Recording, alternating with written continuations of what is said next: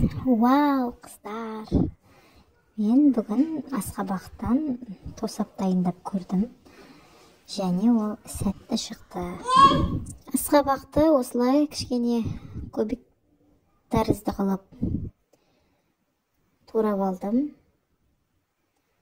Шағын ыдысқа салып, қызып тұрған отқа қойып осылай кішкене араластырып.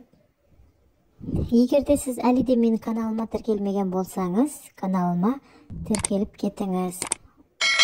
Және лайк басып, комментарий қалдыруды да ұмытпаңыз. Осылай кішкене бұқтырып алғаннан соң, құмшекерімізді салып,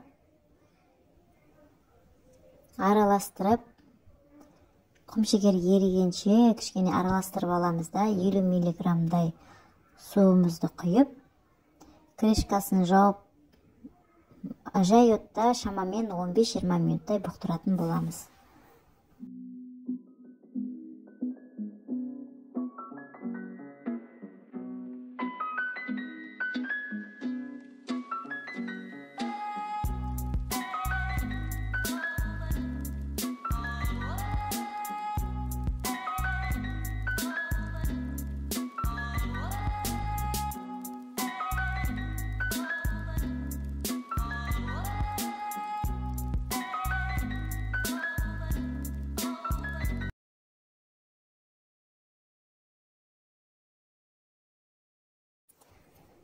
Асқабақтың піскен-піспегенін осылай қасықтың көмегімен езіп қарап білетін боламыз.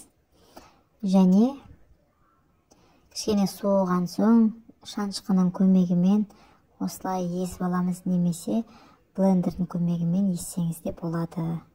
Астарыңыз дәмді болсын. Міндетті түрде дайындап көруді ұмытпаңыз.